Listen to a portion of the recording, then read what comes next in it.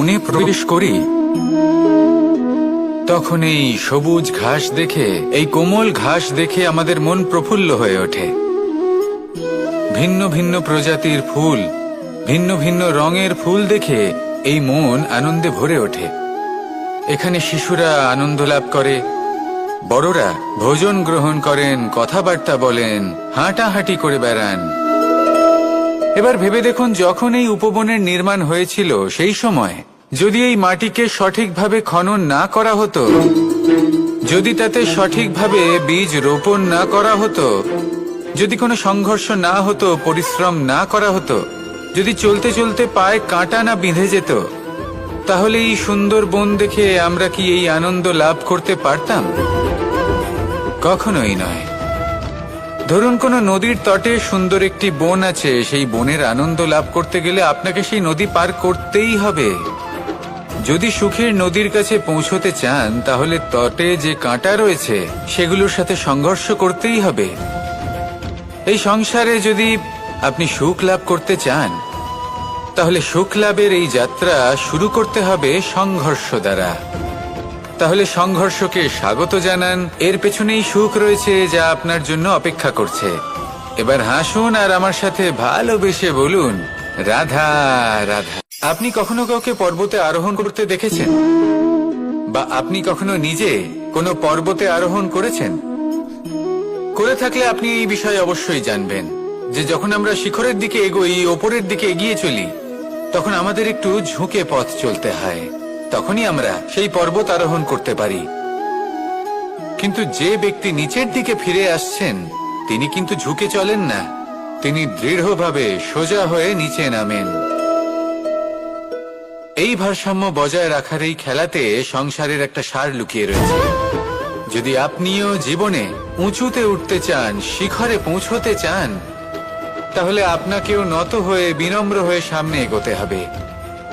সেখানে যদি আপনি বুক চিতিয়ে উদ্ধতভাবে অহংকার বোধ নিয়ে চলতে থাকেন, সেখান থেকেই আপনাকে নিচে নামতে হবে।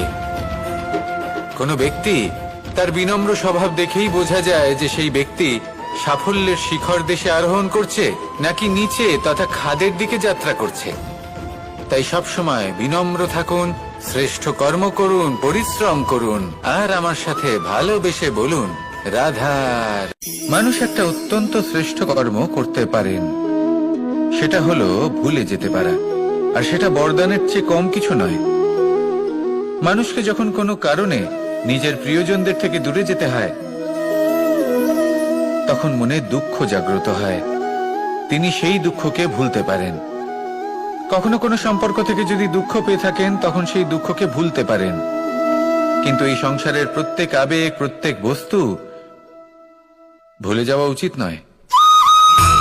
বিশেষ করে আমাদের প্রিয়জন, আমাদের পরিবারের সদস্য, যখন এই সংসার থেকে ওনারা চলে যান, তখন যে সৎকর্ম ওনারা করেছেন, যে প্রেরণা ওনারা আমাদের প্রদান করেছেন, কখনো ভুলে যাওয়া উচিত নয়।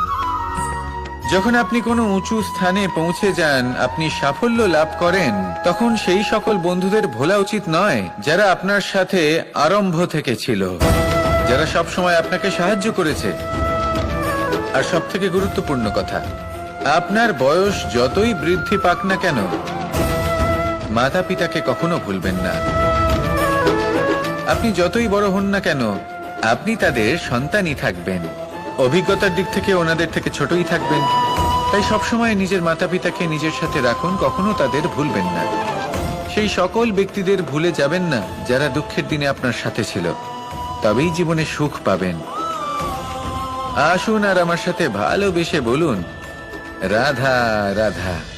কখনো কখনো আমরা শুভ উদ্দেশ্য নিয়ে কারোর মঙ্গল কামনা করি, তার জন্য কোনো ভালো কর্ম করি, এবং সেই ব্যক্তি আমাদের বন্ধুত্ব নিয়েই, আমাদের সম্পর্ক নিয়ে, আমাদের সততা নিয়ে প্রশ্ন করতে থাকে, আমাদের সন্দেহ করে। তখন আমাদের দুঃখ হয়, কিন্তু এটা হওয়া উচিত নয়। কারণ যখনই কোনো ব্যক্তি আপনাকে সন্দেহ করছে, তাতে আপনারই মূল্য বৃদ্ধি পাচ্ছে। একটা কথা বলুন, আপনি কখনো শুনেছেন যে কয়লার শুদ্ধতার পরিমাপ করা হচ্ছে? শোনেননি, কারণ এমনটা কখনো হয়ই না। শুদ্ধতার পরখ শুধুমাত্র সোনার ক্ষেত্রে করা হয়। যখন এই সোনা এই পরীক্ষায় উত্তীর্ণ হয় তখন সেই সোনা কতটা মূল্যবান সেটা সংসার জানতে পারে। সেই রকমই এই সংসার আপনাকেও পরখ করবে। যখন আপনি এই পরীক্ষায় উত্তীর্ণ হবেন তখন আপনার মূল্য কতটা অধিক সেটা এই সংসারও জানতে পারবে। সেই জন্য যখনই কেউ আপনার উপর সন্দেহ করবে দুঃখ পাবেন না। শুধু এই কথাটার খেয়াল রাখবেন, আপনি কি উচিত পথে চলেছেন, উচিত কর্ম করছেন। সকলের প্রতি আপনার মনে যেন সদ্ভাবনা। মানুষের এই সংসারে জীবনযাপন করার জন্য কিছু জিনিসের প্রয়োজন পড়ে। এমন কিছু আবেগ, এমন কিছু বস্তু আছে যেগুলো তার প্রয়োজন হয়। কিন্তু সব থেকে বেশি যে জিনিসটা তার প্রয়োজন হয় সেটা হলো সম্মানের। আমাদের ভালো লাগে যখন কেউ আমাদের সম্মান করে। আমরা কাউকে সম্মান করলে তারও সেটা ভালো লাগে।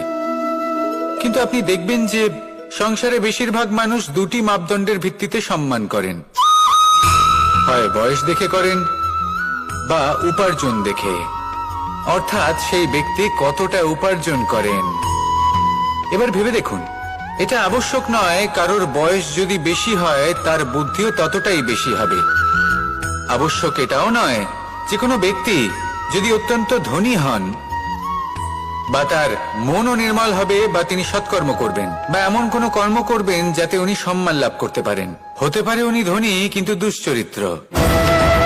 সেই জন্য বয়স বা উপার্জন দেখে কোনো ব্যক্তিকে সম্মান করবেন না, কর্ম দেখুন। যদি গভীরভাবে ভেবে দেখেন তাহলে দেখবেন যদি কোনো মানুষ কোনো সৎকর্ম করেন তাহলে তার প্রতি হৃদয় থেকে সম্মান জাগ্রত হয়। এটাই হলো সেই সম্মান যা অর্জন করতে হবে। বয়স আজ আছে, কাল আরো বৃদ্ধি পাবে। উপার্জন আজ আছে, কাল সেটা কমে যেতেও পারে। কিন্তু যদি আপনি নিরন্তর শুভকর্ম করতে থাকেন তাহলে আপনি মৃত্যুর পরেও অমর হয়ে থাকবেন। আসুন আমার সাথে ভালোবেসে বলুন রাধা। মানুষের জীবনে স্বচ্ছতার একটা আলাদা গুরুত্ব আছে। যদি আপনি নিজেকে স্বচ্ছ রাখেন তাহলে আপনার নিজেরও ভালো লাগবে, সামনের ব্যক্তিরও ভালো লাগবে, একটা অন্যরকম প্রভাব পড়বে। কিন্তু একজন শ্রেষ্ঠ ব্যক্তি কিভাবে হয়ে ওঠা সম্ভব? যার মধ্যে গুণ আছে, শিক্ষা আছে, শুভ চেতনা আছে, যিনি সৎকর্ম করেন। কিভাবে হব সেই ব্যক্তি যার মধ্যে জ্ঞান আছে? শুধুমাত্র স্বচ্ছ থাকলে তো তা হওয়া সম্ভব নয়। প্রথমে আপনাকে বুঝতে হবে যে মানুষের মধ্যে চারটি মূল তত্ত্ব আছে। প্রথম হলো তার শরীর, যার দ্বারা উনি যে কোনো কর্ম করে থাকেন। দ্বিতীয় তত্ত্ব হলো তার মন, যার দ্বারা কোনো কর্ম করার জন্য সে নিজেকে প্রেরণা দিতে থাকে। তৃতীয় তত্ত্ব হলো বুদ্ধি, যে কর্ম আমরা করতে চাই, যে লক্ষ্যে আমরা পৌঁছতে চাই, সেটা আমরা কিভাবে কোন পথে করব সেটা স্থির করা যায় বুদ্ধি দিয়ে। আর চতুর্থ তত্ত্ব হলো আত্মা। আত্মা হলো এমন এক তত্ত্ব যার কোনো সমাপ্তি নেই। আত্মা হলো অজয়। কিন্তু এরও শুদ্ধিকরণের প্রয়োজন হয়। এই চারটি তত্ত্বের শুদ্ধিকরণ করতে থাকুন, এদের নির্মল রাখুন, শুদ্ধ রাখুন। এবং এটা কিভাবে হবে? শুভ চেতনা দ্বারা, জ্ঞানের দ্বারা, এবং সব থেকে বেশি গুরুত্বপূর্ণ প্রেমের দ্বারা। আসুন আমার সাথে ভালোবেসে বলুন রাধা। মানুষের জীবনে উন্নতি লাভ করার জন্য তিনটি স্তম্ভের প্রয়োজন হয়। প্রথম স্তম্ভ শিক্ষা। এই শিক্ষা আমাদের জ্ঞান প্রদান করে। দ্বিতীয় স্তম্ভ ব্যবসা, যার দ্বারা আমরা ধন উপার্জন করি। তৃতীয় স্তম্ভ হলো আমাদের ঈশ্বর, আমাদের ইষ্ট। এনার সাথে যদি আমরা জুড়ে থাকতে পারি তাহলে এমন একটা মানসিক বল আপনি লাভ করবেন যেটা এই সংসারে আর কোথাও পাওয়া সম্ভব নয়। কিন্তু মানুষ অনেক সময় জীবনে এই তিনটি স্তম্ভ লাভ করা সত্ত্বেও সামনে অগ্রসর হতে পারেন না। তখনও জীবনে কঠিন পরিস্থিতি আসতেই থাকে। এমনটা ঠিক কেন হয়? কারণ সে জীবনে এই তিনটি স্তম্ভ লাভ করে নেয়, জীবনে প্রয়োগও করে, কিন্তু তার ভিতের কথা সে ভুলেই যায়। যেমন প্রথম স্তম্ভ অর্থাৎ শিক্ষা, এই শিক্ষার আধার হলো শুভ চেতনা। যদি অন্তরে শুভ চেতনা না থাকে তাহলে এই শিক্ষার কোনো গুরুত্ব থাকে না। দ্বিতীয় স্তম্ভ, ব্যবসা। পরিশ্রম করে উপার্জন করতে হবে, এই কথাটা আমরা সবাই জানি এবং সবাই চেষ্টাও করি। কিন্তু ব্যবসা করতে করতে আমরা এটা ভুলে যাই আমাদের ব্যবহার কেমন হয়ে পড়েছে। এই ব্যবহার যদি শুভ হয়, তা এই সংসারের একটা নিয়ম আছে, বা বলতে পারেন লোকে তাই বলে, যে শক্তিশালী হয় সে শক্তিহীনকে নত করে দেয়। এমনটাই হয়, তাই না? আবশ্যক নয়, কখনো কখনো এমনও হয় একজন অসমর্থ ব্যক্তি সমর্থ ব্যক্তিকে নত করে দেন। এটা সম্ভব, এও হতে পারে। আর এটা তখন হতে পারে যখন তার মধ্যে ভালোবাসার শক্তি থাকে। ভালোবাসার শক্তি এই সংসারে সবথেকে বড় শক্তি হয়। এই ভালোবাসার শক্তি দ্বারাই নির্ধন সুদামা আমাকে দিয়ে নিজের পা ধুইয়ে নিল, কিছু না বলেই, কিছু না চেয়েই। এই কর্মের আধার ছিল শুধুমাত্র ভালোবাসা। খুব শক্তিশালী হয় এই ভালোবাসা। ভালোবাসার শক্তি দ্বারাই আপনি হিমালয় পর্বতকে নত করতে পারেন, তাহলে কি অসম্ভব হতে পারে? এই ভালোবাসার শক্তির সঞ্চার করুন, আর এই ভালোবাসার সাথেই বলুন রাধা রাধা। একদিকে হলো আঙুর আর অন্যদিকে কিশমিশ। দেখতে গেলে এই দুটোই সবারই খুব প্রিয়, শিশু হোক, যুবক হোক বা কোনো বৃদ্ধ ব্যক্তিই হোক না কেন। আর দেখতে গেলে এই কিশমিশ, এটা আঙুর থেকেই আসে, তারই অন্য একটি রূপ। কিন্তু কখনো হাটে যান আর গিয়ে জিজ্ঞেস করুন যে এই কিশমিশ আর আঙুর, এই দুইয়ের মধ্যে অধিক মূল্য কার? আপনিও নিশ্চয়ই জানবেন যে কিশমিশের মূল্য আঙুরের থেকে অনেক গুণ বেশি। এবার এরকম কেন হয়?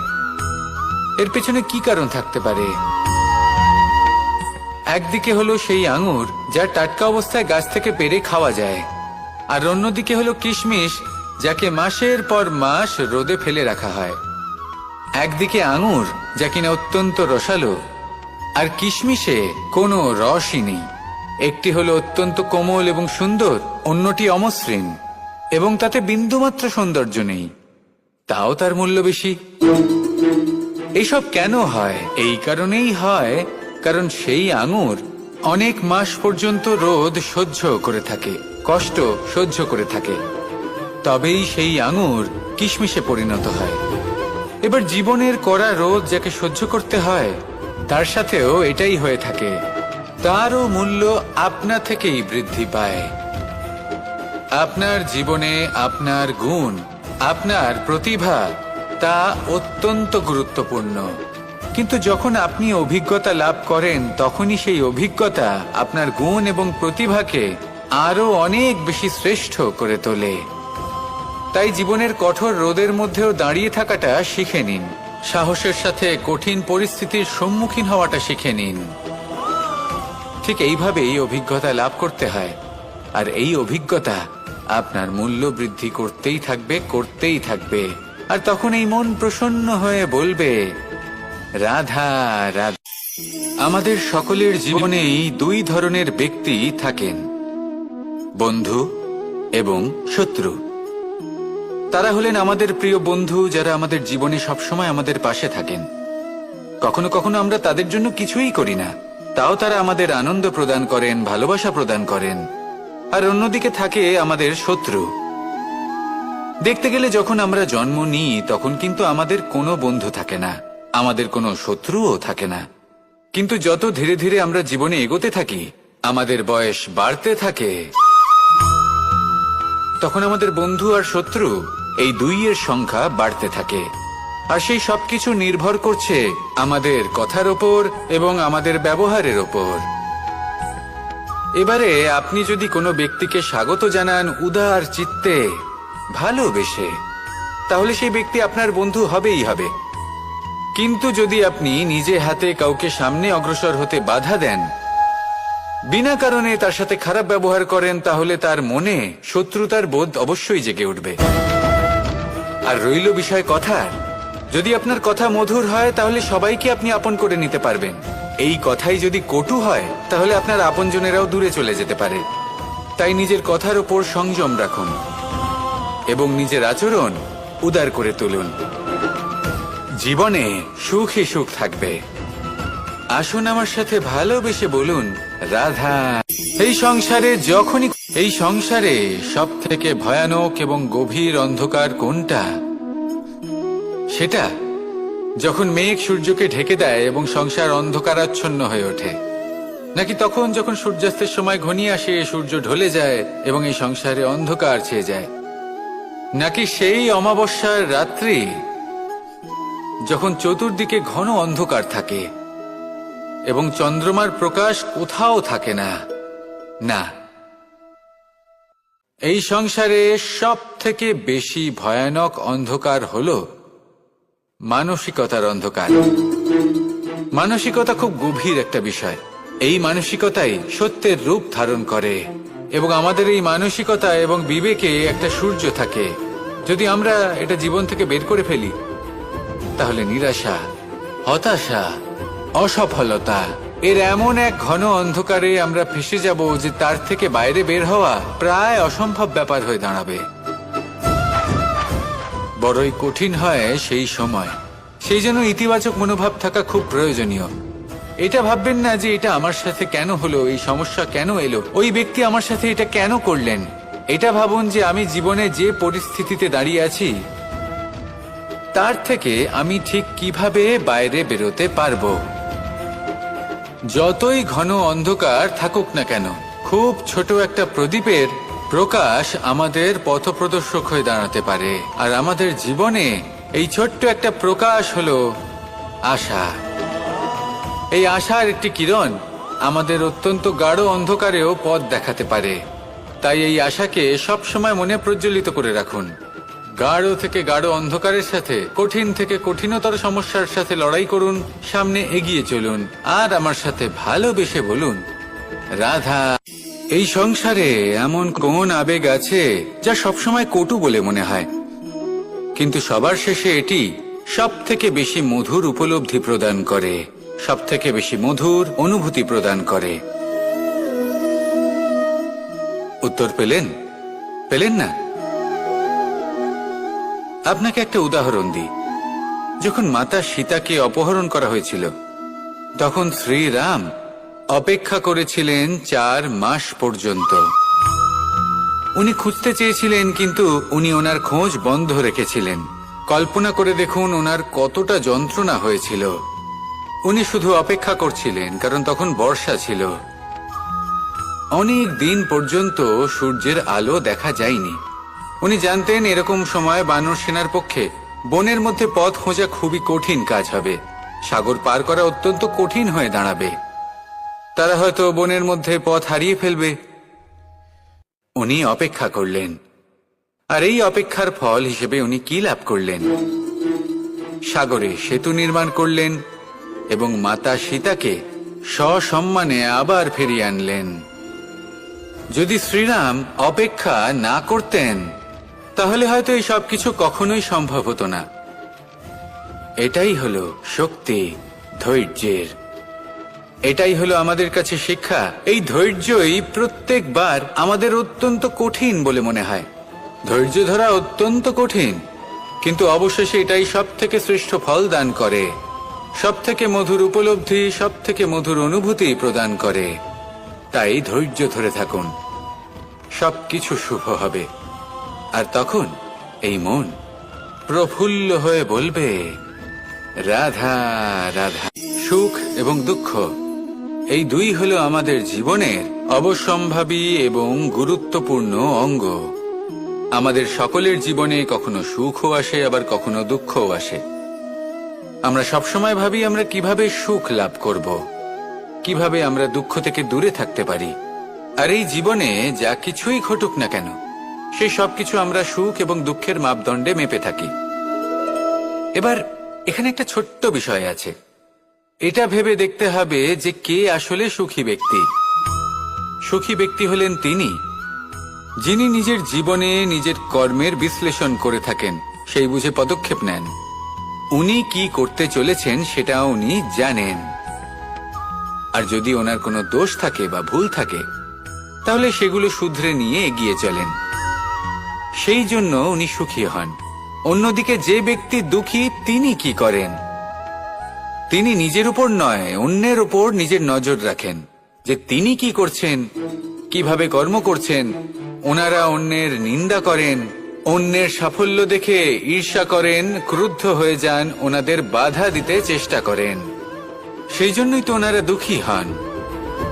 এই সংসারে এমন অনেক ব্যক্তি আছেন যারা এই কারণে দুঃখী নন যে তাদের জীবনে দুঃখ আছে। তারা এই কারণে দুঃখ পান কারণ অন্যের জীবন অনেক বেশি সুখের। দেখুন, শেষ পর্যন্ত আপনাকে নিজের কর্মের প্রতি মনোসংযোগ করতেই হবে, অন্যের প্রতি নয়। কারণ আপনার জীবনে আপনার কর্ম হলো এমন একটা জিনিস যা আপনার নিয়ন্ত্রণে আছে। নিরন্তর চেষ্টা করতে থাকুন, নিজের কর্মকে বুঝতে শিখুন, শুধরে নিন, নিজেকে শ্রেষ্ঠ করে তুলুন। তখন সাফল্য নিজে থেকে আপনার কাছে আসবে আর এই মন প্রসন্ন হয়ে বলবে, রাধা রাধা। মুক্তোর এই মালা দেখতে কত সুন্দর হয়, তাই না? যিনি ধারণ করেন তাকেও এটা শীতলতা প্রদান করে। আর যে ব্যক্তি দেখে তার চোখও এই দৃশ্য দেখে শান্তি উপলব্ধি করে। কিন্তু ভাবুন, যদি এমন কিছু হয় যে সুতো দ্বারা এই মুক্তোর মালা তৈরি হয়েছে সেটা কেউ ছিঁড়ে দেয়, তাহলে এই মুক্তোর মালা ছিঁড়ে যাবে আর সমস্ত মুক্তো মাটিতে পড়ে যাবে, ছড়িয়ে পড়বে। তখন কি আমরা এটা ভাববো যে এটা তো মাটিতে পড়ে থাকা বস্তু, এটা আমি তুলব না? ভাববো না, তাই না? আমরা নিচু হয়ে একটা মুক্তো কুড়িয়ে নিই এবং আবার এদের সুতোর মধ্যে প্রবেশ করাই। কেন? কারণ এই মুক্তো হলো বহুমূল্য। এতে কোনো সন্দেহ নেই যে এই মুক্তো হলো বহুমূল্য। কিন্তু এর থেকেও অনেক বেশি বহুমূল্য হলো আমাদের জীবনে আমাদের সম্পর্ক, আমাদের বন্ধু বান্ধব। এই সম্পর্কেও কখনো কখনো বিবাদ হয়, মনোমালিন্য হয়, এগুলোও ছড়িয়ে যায়। আর সেই সময় এই মুক্তোর মতোই নত হয়ে আমাদের এই সম্পর্কগুলিকে হাতে তুলতে হবে, এদের জুড়তে হবে, এদের আগলে রাখতে হবে। কারণ এদের থেকে বহুমূল্য আর কিছুই নেই। আর যদি এই কাজটা আপনি শিখে নিতে পারেন, তাহলে আপনার জীবনের এই সম্পর্ক, এই বন্ধুত্ব সবসময় আপনাকে বল প্রদান করবে, আনন্দ প্রদান করবে। আর এই মন সুপ্রসন্ন হয়ে বলবে, রাধা রাধা। আপনারা সবাই একটা গাছের পাতাকে দেখুন। যতক্ষণ পর্যন্ত ও গাছের সাথে, মানে গাছের ডালের সাথে জুড়ে থাকে, সে সবুজ থাকে, বাতাসের সাথে সে নড়তে থাকে। যতক্ষণ পর্যন্ত ও সূর্য থেকে পাওয়া রশ্মির শক্তি গাছে পৌঁছে দেয়, ততক্ষণ ও ডালের সাথে যুক্ত থাকে। কিন্তু যখন সেই পাতা শুকিয়ে যায়, তখন তার কোনো গুরুত্ব থাকে না। সেই পাতা গাছের ডালে এবং বৃক্ষের কাছে বোঝা হয়ে থেকে যায়। এবং এমন এক সময় আসে যখন সেই ডালটি শুকনো সেই পাতাকে পরিত্যাগ করে। এটাই আমরা এই প্রকৃতিতে দেখি এবং এটাই হলো সত্য। আর এটাই আমাদের জীবনে খুব বড় একটা শিক্ষা। যদি আপনিও নিজের জীবনে নিজের আপনজনদের কাছে বোঝা স্বরূপ হয়ে দাঁড়ান, তাহলে তারা আপনাকে যতই ভালোবাসুক না কেন, ওনারা যদি নাও চান, তাহলেও এমন এক দিন আসবে যখন আপনার আপনজন আপনাকে পরিত্যাগ করবে। সেই জন্য সবসময় আত্মনির্ভর হয়ে ওঠার চেষ্টা করুন, নিরন্তর পরিশ্রম করতে থাকুন। কারোর উপর বোঝা হয়ে থাকবেন না, বরং তার সাথে মিলে দায়িত্ব পালন করুন। এমনটা করবেন, তাহলে আপনার সম্মানও বজায় থাকবে এবং সম্পর্কের মধ্যে আপনার মূল্যও বজায় থাকবে। আসুন আর আমার সাথে ভালোবেসে বলুন, রাধা রাধা। আমাদের মধ্যে এমন অনেক মানুষ আছেন যারা বই পড়তে পছন্দ করেন। অনেক মানুষ আছেন যারা ভিন্ন ভিন্ন রকমের কাহিনী পড়েন। এবার পড়তে পড়তে মাঝে এমন একটা অধ্যায় অবশ্যই আসে যা আমাদের হৃদয় স্পর্শ করে যায়। আমরা হৃদয় যন্ত্রণা অনুভব করি, তাও আমরা সেই কাহিনী শেষ পর্যন্ত পড়ি এবং তখন আমরা বুঝতে পারি যে সেই যন্ত্রণাময় অধ্যায়টি কেন এসেছিল, তার থেকে আমরা কি শিক্ষা পেলাম এবং আমরা অবশেষে লক্ষ্যেও পৌঁছলাম। কিন্তু যদি সেই যন্ত্রণাদায়ক অধ্যায়টিতে আপনি থেমে যান, আপনি যদি এটা ভাবেন যে আমি আর পড়তে পারবো না, তাহলে আপনি জানতেও পারবেন না যে পরবর্তীতে কি হতে চলেছে। এই মন দুঃখে ভরে উঠবে, মনে প্রশ্ন আসতেই থাকে যার উত্তর আমরা পাই না, নিজেদের লক্ষ্য বুঝতেই পারি না। এইভাবেই আমাদের জীবনেও যদি এমন কিছু হয় যা অত্যন্ত দুঃখজনক, যদি এমন কোনো কঠিন অধ্যায় আপনার জীবনে আসে, থামবেন না। তা হলো আপনার জীবনের কাহিনীর একটি যন্ত্রণাদায়ক দুঃখজনক অধ্যায় মাত্র। শেষ পর্যন্ত এই কাহিনীতে টিকে থাকুন, কর্ম করতে থাকুন। আপনি বুঝতে পেরে যাবেন যে এই কঠিন পরিস্থিতি আপনার জীবনে কেন এসেছিল। আপনি শিক্ষাও লাভ করবেন এবং লক্ষ্যও লাভ করবেন। আসুন আমার সাথে ভালোবেসে বলুন, রাধা রাধা। আশা এবং বিশ্বাস মানুষের জীবনের দুই অমূল্য স্তম্ভ। এটাই হলো ঢাল এবং এটাই হলো অস্ত্র। এটাই আমাদের রক্ষা করে এবং এটাই আমাদের জীবনের পথ প্রশস্ত করে। কিন্তু ছোট একটা সমস্যা আছে। এবার যদি আপনি বটবৃক্ষের থেকে এই আশা রাখেন যে এ আমাকে ফল দেবে, তাহলে সেই আশা ভঙ্গ হওয়াই স্বাভাবিক। আর যদি আপনি বিশ্বাস করেন যে খেজুর গাছ আপনাকে ছায়া প্রদান করবে, তাহলে সেই বিশ্বাসও অবশ্যই ভঙ্গ হবে। তাহলে কি করা উচিত? চোখ বন্ধ করে যে কাউকে বিশ্বাস করার আগে বা যে কারোর থেকে আশা রাখার আগে নির্বাচন করুন যে কার ওপর বিশ্বাস রাখতে চান, কার ওপর আশা রাখতে চান। তবে আমি তো বলবো যে বিশ্বাস করতে হলে নিজের ওপর করুন, যে এই সংসারে এমন কোনো কাজ নেই যা আপনি করতে পারেন না। আর শুধু কর্ম করতে থাকুন আর ভরসা রাখুন ঈশ্বরের ওপর, যে উনি আপনার কর্ম দেখবেন আর আপনাকে আপনার কর্মফল অবশ্যই দেবেন, আপনাকে সাফল্য দেবেন। যদি আপনার বিশ্বাস অটল হয়, নিরন্তর পরিশ্রম করেন, তাহলে ঈশ্বর কখনোই আপনার আশা ভঙ্গ হতে দেবেন না। আসুন আর আমার সাথে ভালোবেসে বলুন, রাধা। যখন মানুষের মৃত্যু হয় তখন কি হয়? অনেক সংখ্যক মানুষ শোক পালন করতে চলে আসেন। যে ব্যক্তি মৃত্যু লাভ করেছেন তার অনেক বস্তু থাকে যেগুলো তার প্রিয়, যেগুলো তিনি ব্যবহার করেছেন। তার শয্যা, তার বস্ত্র, তার আভূষণ সবকিছু তার থেকে বিচ্ছিন্ন করা হয় এবং খালি হাতে তাকে শ্মশানের উদ্দেশ্যে রওনা করা হয়। আমি আপনাকে এই প্রশ্ন করতে চাই, আপনি এই সংসারে কি অর্জন করেছেন? ধন সম্পত্তি, বস্ত্র, আভূষণ, এই সবকিছু যে আপনি অর্জন করেছেন, আপনার মৃত্যুর পরে তা আপনার থেকে দূর হয়ে যাবে। এর উত্তর হলো একটাই, আপনার কর্ম।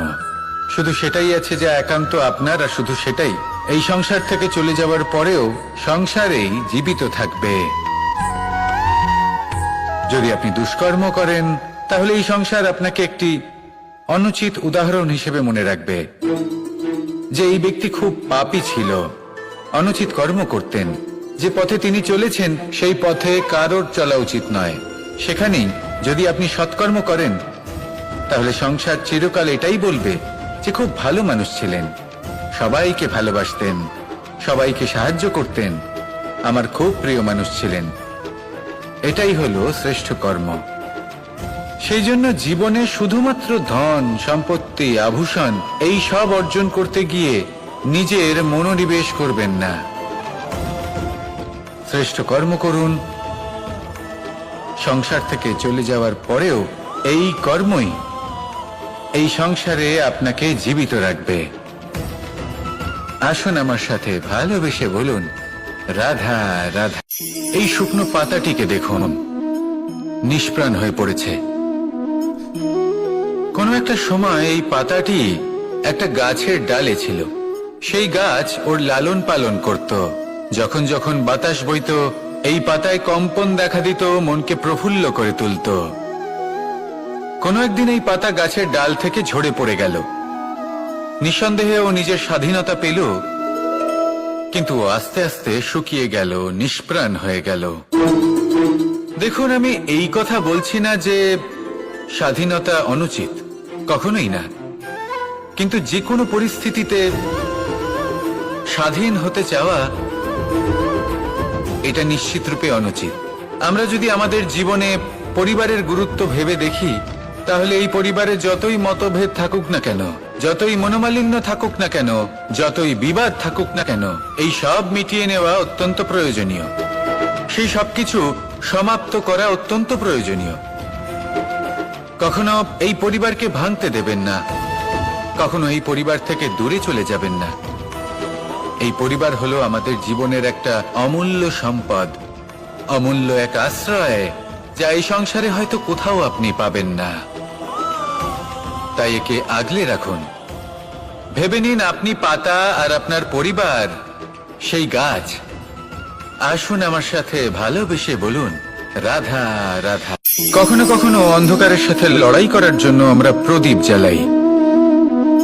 এতে প্রথমে সলতে রাখি, তারপর তেল ঢালি, তারপর আগুন জেলে এটা প্রজ্বলিত করি। তারপর একটা সময় আসে যখন এই প্রদীপ নিভে যায়। কারণটা কি? কারণ কি এটা যে প্রদীপের প্রকাশমান হওয়ার ক্ষমতা সমাপ্ত হয়েছে? না, এই যে আগুন আমরা দেখতে পাচ্ছি, এই আগুনের জন্য যে শক্তির প্রয়োজন হয় তা আসে এই তেল থেকে। যদি এই তেল সমাপ্ত হয়ে যায় তাহলে এই প্রকাশ তাও সমাপ্ত হয়ে যায়। আর আমাদের জীবনে এই তেল হলো আমাদের কর্ম, আর এই আগুন আর এর দ্বারা উৎপন্ন হওয়া প্রকাশ আমাদের ভাগ্য। যত আমাদের কর্ম ক্ষীণ হতে থাকবে, আমাদের ভাগ্য সৌভাগ্য কোথাও না কোথাও লুপ্ত হয়ে যাবে। যে উজ্জ্বল ভবিষ্যৎ আমরা চাইছি তা কখনো লাভ করতে পারবো না যদি কর্ম না করি। ঠিক যেমন তেল ছাড়া অগ্নি উৎপন্ন হয় না, তেমনি কর্ম ছাড়া সৌভাগ্য হয় না। আর যেমন কর্ম তেমন ভাগ্য। তাই সবসময় কর্ম করতে থাকুন, কর্ম করা থামাবেন না। আর আমার সাথে ভালোবেসে বলুন, রাধা রাধা। যখন আমরা মৌন থাকি তখন আমরা কতটা শক্তি ব্যয় করি, বিন্দুমাত্র নয়। সেখানেই যখন আমরা রুষ্ট হই তখন আমরা কতটা শক্তি ব্যয় করি। আমাদের রক্ত গরম হয়ে ওঠে, চোখ থেকে যেন অগ্নি বর্ষা হয়, আমরা চিৎকার করতে থাকি, জোরে কথা বলি, কখনো কখনো আমরা অনুচিত কর্ম করে বসি। সবকিছুই ক্রোধের বশে করি। এবার এই ক্রোধকে মৌনতায় পরিণত করতে হবে। এই কাজটা চোখে দেখা যায় না, এই কাজ সরল নয়, এই কাজ হলো অত্যন্ত কঠিন এবং এই কাজই শ্রেষ্ঠ। সেই ব্যক্তি শক্তিশালী নন যিনি কথায় কথায় ক্রুদ্ধ হয়ে যান, কথায় কথায় যিনি আক্রমণ করেন। আজ্ঞে না, সব থেকে বেশি শক্তিশালী ব্যক্তি হলেন তিনি যিনি নিজের ক্রোধকে মৌনতায় পরিবর্তন করতে পারেন, যিনি শান্ত মনে পরিস্থিতিকে বোঝেন, তার আকলন করেন আর তারপর বিবেকের দ্বারা সিদ্ধান্ত নেন। তিনি হলেন সব থেকে শক্তিশালী ব্যক্তি। তাহলে সেই ব্যক্তি হয়ে উঠুন আর আমার সাথে ভালোবেসে বলুন, রাধা রাধা।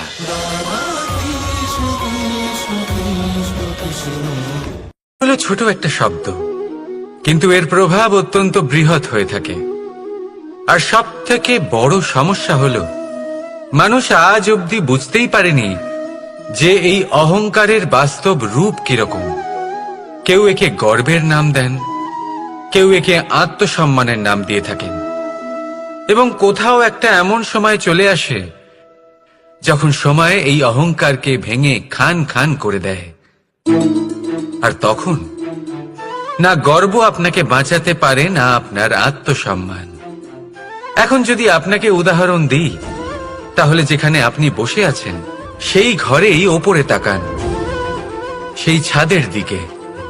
যদি এই ছাদ অহংকার করতে থাকে যে দেখো আমি তো সব থেকে উঁচু জায়গায় আছি, আমার চেয়ে ওপরে আর কেউ নেই, আমি এই ঘরে থাকা সমস্ত ব্যক্তিকে ছায়া প্রদান করি, যদি এই অহংকার এসে যায় তাহলে কি? একবার ভেবে দেখুন, যদি পরের দিন তার উপর আরো একটা তলা বানিয়ে দেওয়া হয় তাহলে কি?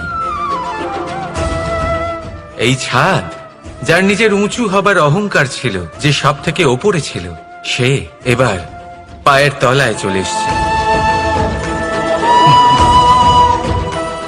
এটাই হয়ে থাকে। মনে কখনোই অহংকার পোষণ করবেন না। যদি মনের মধ্যে কিছু রাখতে চান তাহলে প্রেমের ভাব রাখুন, স্নেহ রাখুন, এই অহংকারকে আপনি যা ইচ্ছে নাম দিন, গর্ব হোক, আত্মসম্মান হোক, এর দ্বারা আপনার কোনোভাবেই কোনো লাভ হবে না। তাহলে এই অহংকারকে ত্যাগ করুন আর আমার সাথে ভালোবেসে বলুন, রাধা রাধা। কখনো কোনো বৃক্ষকে দেখেছেন? এই ধরিত্রী থেকে ততটুকুই জল নেয় যতটুকু তার প্রয়োজন। কোনো প্রাণীকে দেখুন, এই প্রকৃতি থেকে ততটুকুই খাবার গ্রহণ করবে যতটুকু তার খিদে রয়েছে। খিদে মিটে গেলে আর খাবে না। এবার মনুষ্যকে দেখুন, সে নিজের জীবনে যা কিছু পেয়েছে, বস্তু, ধন, খাবার, শক্তি, প্রয়োজনের থেকে অনেক বেশি লাভ করার চেষ্টা করে থাকে। প্রয়োজনের থেকে বেশি যদি পেয়েও যায় তাহলেও তার কম মনে হয়। এবার এরকম ঠিক কেন হয়? এর পেছনের কারণ কি? কারণ হলো লোভ। লোভের আগুন কিছু এমন হয়, যদি মানুষের মনে একবার প্রজ্বলিত হয় তাহলে শুধু বাড়তেই থাকে। ততক্ষণ বাড়বে যতক্ষণ না আপনি নিজে তাকে বাধা দিচ্ছেন। তবে এই লোভের আগুন নিয়ন্ত্রণ করা সম্ভব। পরিমিতিবোধ, পরিমিতিবোধের চিন্তা। আপনাকে শুধু নিজেকে একটা সরল প্রশ্ন করতে হবে। যখনই মনের মধ্যে কোনো বস্তুর প্রতি, শক্তির প্রতি, ধনের প্রতি, ভোজনের প্রতি লোভ বেড়ে যায়, নিজেকে প্রশ্ন করুন, এটা কি আমার কাছে ততটাই প্রয়োজনীয় যতটা একটা বৃক্ষের কাছে জল, যতটা একটা প্রাণীর কাছে ভোজন? এটা কি ততটাই প্রয়োজনীয়? যদি উত্তর না হয় তাহলে নিজেকে সেখানেই বাধা দিন। সেই ভাবনা সেখানেই ত্যাগ করুন, কারণ সেটাই হলো লোভ। ঠিক এইভাবেই প্রয়োজনীয়তার চিন্তা করে আস্তে আস্তে এই মন নির্লোভ হয়ে উঠবে। আর এই মন প্রসন্ন হয়ে বলবে, রাধা রাধা। পরিচ্ছন্নতা।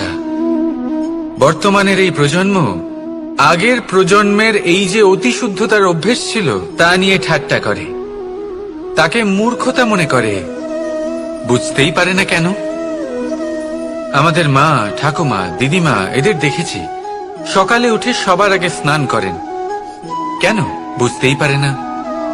কেন কথায় কথায় বারান্দা, উঠোন পরিষ্কার করা হয়? বুঝতেই পারে না। অনেক মানুষজন এটাকে ধার্মিক এবং অন্ধবিশ্বাস বলে, কিন্তু যদি আমি আপনাকে সত্যি কথা বলি, প্রত্যেক ধর্ম বিজ্ঞানসম্মত। প্রত্যেক কাজের পেছনে বৈজ্ঞানিক সত্যতা লুকিয়ে রয়েছে, কিন্তু প্রত্যেক মানুষ সেই নিয়ে কতটা ভাবেন, কতটা বোঝেন আর কি পদক্ষেপ নেন তা হলো আলাদা এবং অত্যন্ত গুরুত্বপূর্ণ, কিন্তু তা হলো বিজ্ঞানসম্মত। আজও যখন আমি আগে বাড়ি যাই, মা সবার আগে আমার হাত পা ধুয়ে দেন, তারপর সবকিছু। তাই আপনি পরিচ্ছন্ন থাকুন, তাহলে আপনি সুস্থ থাকবেন। তখনই আপনার মনে ভক্তিভাব আসবে, তখনই এই সমগ্র সংসারকে সামলানোর শক্তি অর্জন করতে পারবেন। তাহলে পরিচ্ছন্ন থাকুন, সব ভালো থাকবে। রাধা রাধা। ধর্ম। আমরা সকলে ধর্মের বিষয়ে কথা বলি, কখনো নিজের ধর্মের বিষয় আর কখনো অন্যের ধর্মের বিষয়। কখনো আমরা অধর্ম দেখলে সেই বিষয়ে কথা বলি।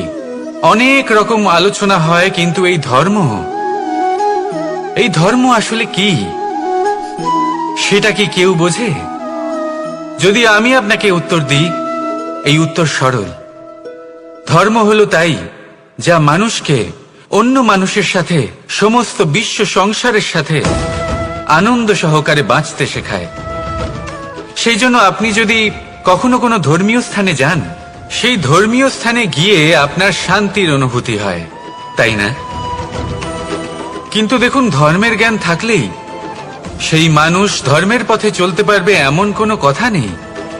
অনেক সময় সম্পর্কে যখন সংঘর্ষ বেড়ে যায়, তখন ইচ্ছের জন্ম হয়, ক্রোধের জন্ম হয়, অহংকারের জন্ম হয়, আর তারপর বিনাশ হয়ে যায় এই ধর্মের। সেই জন্য দ্বিতীয় সবথেকে গুরুত্বপূর্ণ গুণ যা আমার সারথীর মধ্যে থাকা উচিত, তা হলো ধর্মবীর হওয়া। এবার দেখতে হবে সেটা এই যে কে হবে সেই ব্যক্তি যিনি এই স্বয়ম্বরে নিজের ধর্মে অটল থাকবেন।